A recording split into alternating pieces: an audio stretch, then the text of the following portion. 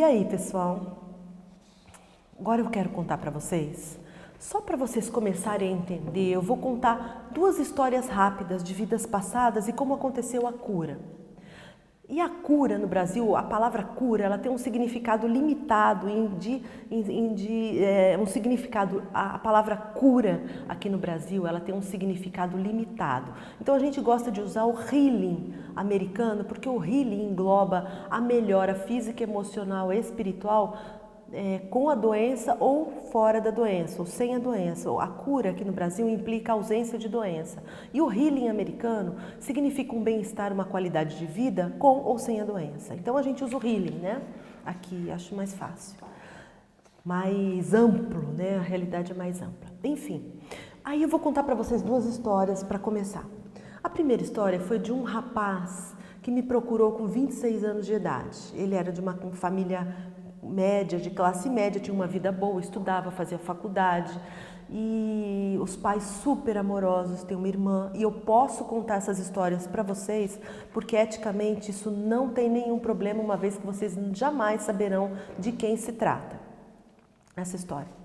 E ele veio me procurar porque ele era apático, assim, ele empurrando a vida com a barriga. A vida não tinha cor para ele.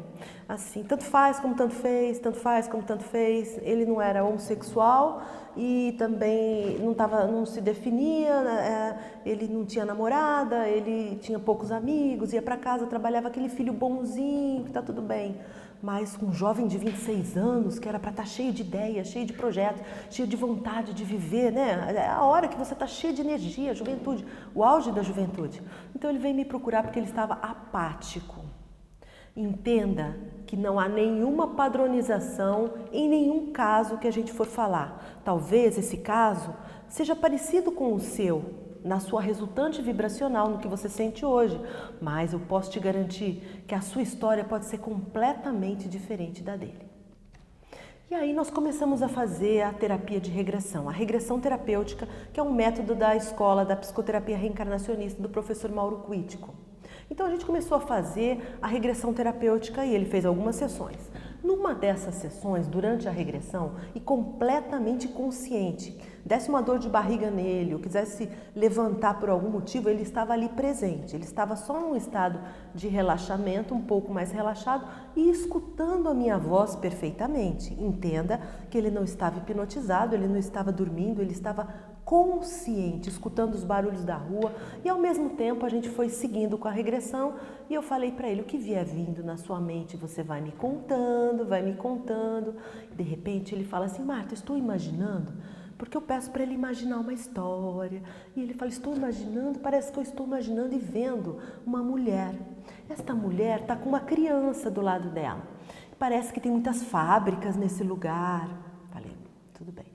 Continua essa história, como é que vai ficando essa história? Ele falou, nossa, agora eu estou vendo, essa mulher virou freira, eu estou vendo ela dentro de um convento, ela está lá, anda de um lado para outro, gosta de ficar numa janela, gosta de ficar naquela janela olhando, está lá, quieta, parada. Eu falei, tá bom, continua, o tempo vai passando, como vai ficando essa história? Aí ele fala assim para mim, olha, Marta, ela está envelhecendo, ela está andando para lá e para cá, do mesmo jeito, gosta de ficar naquela janela, olhando para lá e para cá, anda e blá, e assim vai. E eu puxando a história. Continua, e depois, como vai ficando? O tempo está passando, como que vai ficando? Ele fala, ela está ficando mais velha, está ficando bem velhinha, está lá, de um lado para o outro, tanto faz como tanto fez, vai percebendo. Tanto faz como tanto fez. Está envelhecendo. Eu falei, tá bom, continua. Agora parece que ela está bem velhinha e ela está numa cama, parece que ela ficou doente. E tem algumas pessoas do convento que estão rezando em volta dela. Parece que ela está morrendo. Eu falei, continua essa história. Como é que vai ficando, o tempo vai passando. Nossa, Marta, acho que ela morreu. Eu falei, continua essa história. E agora que o corpinho dela morreu, como que faz? Vem um anjo, uma luz, um ser de luz, ela sai sozinha, como que é? Continua? Eu falei, continua. Aí ele foi indo, ele falou, nossa, tô vendo uma luz, parece que veio uma luz, ela foi subindo com uma luz.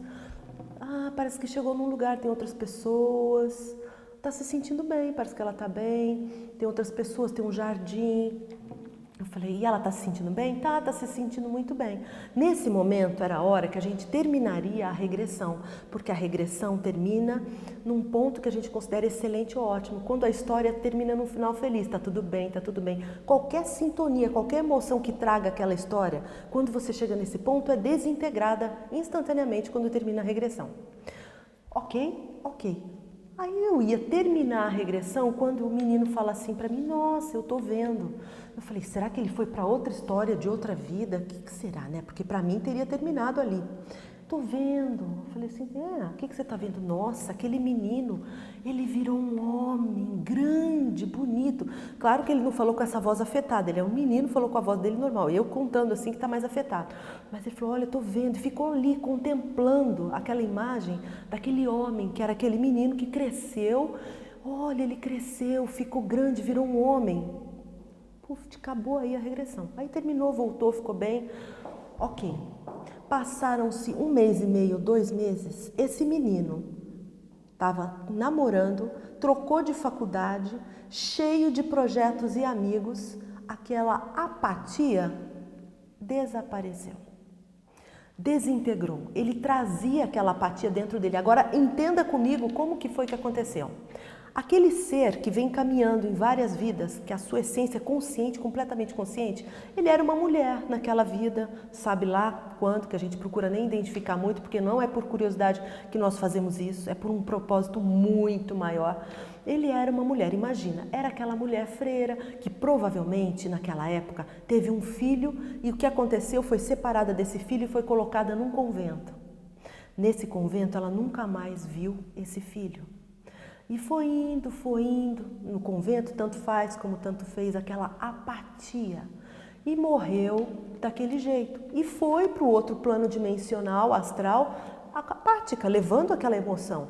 Tanto faz como tanto fez, tanto faz como tanto fez. Aí voltou como esse menino, aqui para uma experiência terrena, trazendo toda a emoção do seu inconsciente. Tanto faz como tanto fez, era a apatia dele. Agora eu te pergunto, aonde estava a cura? Aonde queria desintegrar essa história que fizesse com que ele desintegrasse aquela apatia, que fizesse com que aquela apatia fosse desintegrada do seu inconsciente, porque estava atrapalhando a vida dele, ele estava como uma resultante vibracional projetando isso na sua vida, né? Vivenciando isso, essa apatia.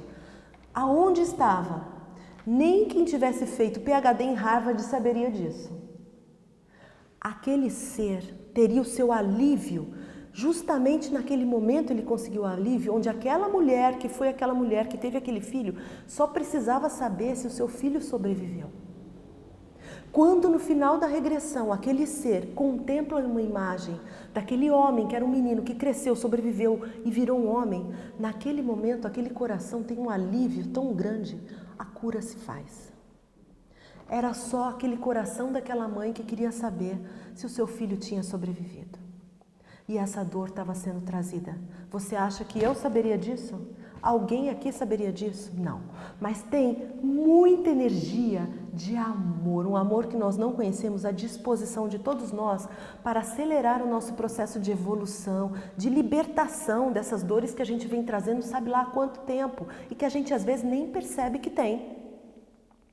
Por exemplo, se você teve muitas vidas passadas, em que você teve escassez, morreu de fome, morreu de doença, família trabalhava com roubo, você era preso, prisioneiro, você teve, vamos supor, umas 50 vidas passadas.